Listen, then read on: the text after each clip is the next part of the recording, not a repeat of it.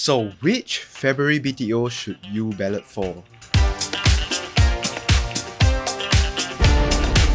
So hi guys, this is Maverick and welcome back to another new video. So once again, HDB has released new BTO projects for 2022's February exercise. So in this video, I'm gonna break some of the details down so you can make more of an informed decision on which town you should ballot for.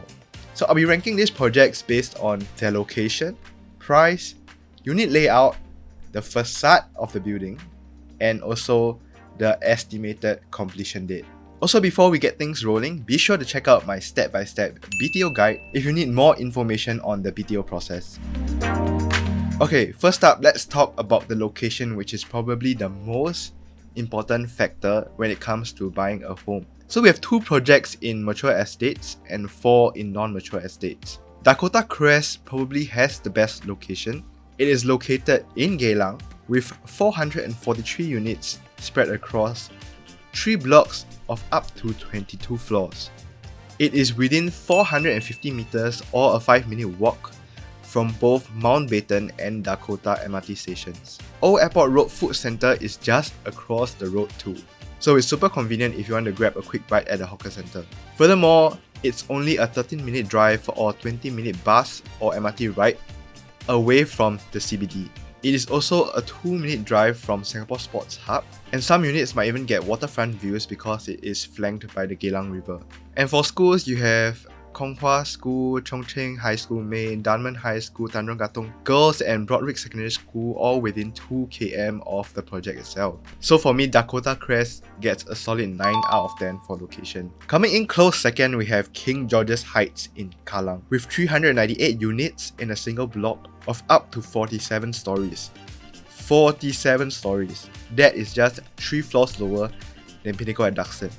It's 400 meters or 5-minute walk to Lavender MRT station, and also just 600 meters or an 8-minute walk from Jalan Besar MRT station. It's 300 meters away from Bersih Food Centre, which is still, I would say, quite close, a walkable distance from your house. And it's also relatively close to the Kampung Glam and Jalan Besar shop houses where you can find a ton of shops and eateries. Driving to the CBD only takes 12 minutes. If you're taking public transport, it will take around 20 minutes. So King George's Heights gets a solid 8 out of 10 for location. Okay, next up we have Plantation Creek with 713 units spread across 6 blocks of up to 16 stories, and Park Flora with 560 units spread across 4 blocks of up to 14 stories. And these are the 2 Tengah projects in this exercise. They are still relatively close, 400 to 600 meters away from the MRT stations, but note that the Jurong Regional Line will only be fully completed in 2029. If you're working in the city, it will take you about an hour to work by public transport, or if you're driving, it will take you around 30 minutes. Because Tengah is an up-and-coming HDB town, there will definitely be amenities nearby. I would say Park Flora has a slightly better location because it is located closer to the heart of Tengah, but at the same time, Plantation Creek is flanked by a water body, and that may be appealing to some home buyers. So for these Tengah projects, they get a 6 out of 10 for location. So lastly, we have the Yishun projects.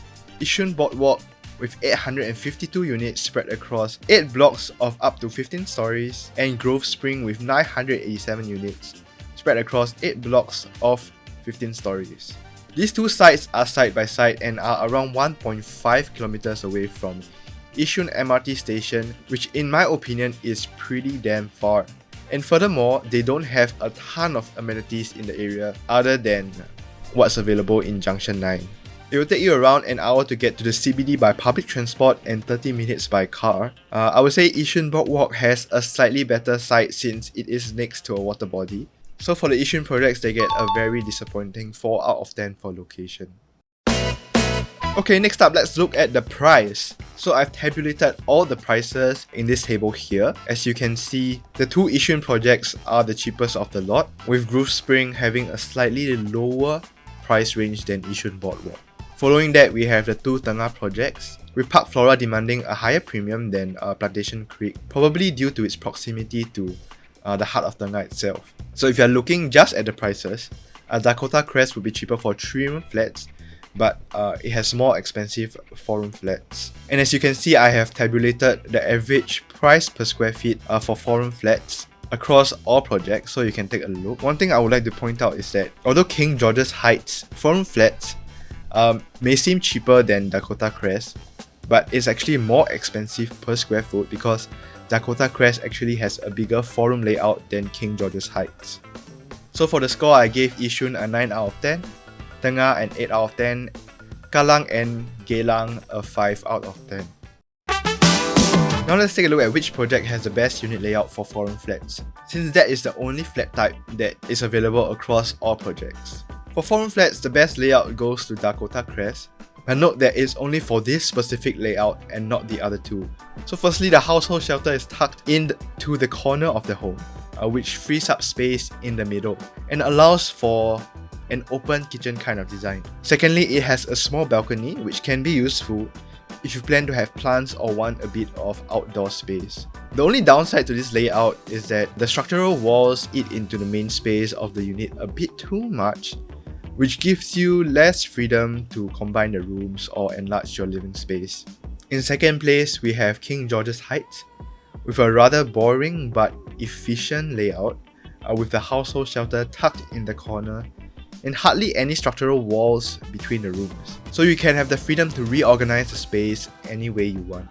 Thirdly, we have both Yishun projects. Even though the structural walls aren't intrusive, and there are even some units that come with a balcony, my biggest gripe with it is that its household shelter is in the middle of the house. This forces you to put your dining set at the main entrance, which is not really ideal, and also restricts your design to a closed concept kitchen.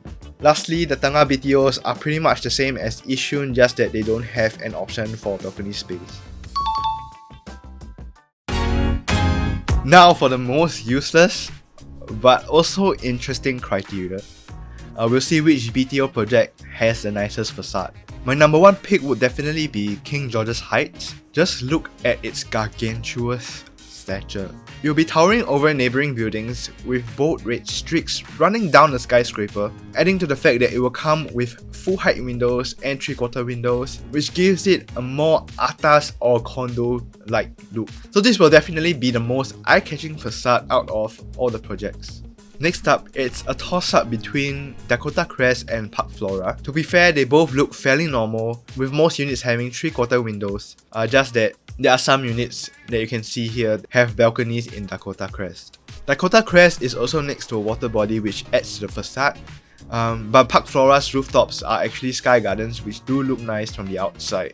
Overall, I prefer the cleaner look of Dakota Crest to the brighter tones of Park Flora. Next up would be Plantation Creek. This honestly just looks like any other HDB building that HDB has been churning out these days. But the good thing is that all units have 3/4 windows for all their rooms. As far as I can see, I guess you could say that the red streaks do add a certain flair to the facade, but I won't say it's anything too fancy. So lastly, we have the two Yishun projects which look extremely underwhelming, but I don't think you can complain given that they are the cheapest in this exercise. As you can see here, living rooms get a 3/4 window and other rooms get half windows. The colour scheme in Yishun Boardwalk is a little weird, but at least the facade is saved by the water body next to it. So here are my scores for the facade. Now on to the final criteria, and also possibly the most important for some home buyers, is the estimated completion date. So if you need a home as soon as possible, go for the Yishun projects. Otherwise, you can go for whichever you like.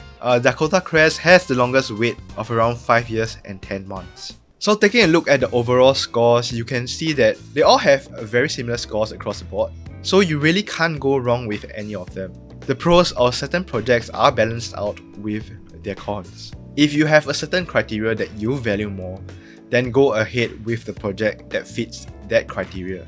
So lastly, a tip is that if you have shortlisted more than one town, you should wait until the last minute to see which town has the lowest application rate before submitting your ballot for a higher chance at getting a queue number. So that's all for this video. I hope it helped. If you have any questions, do leave them in the comments down below and I'll see you in the next video. Bye!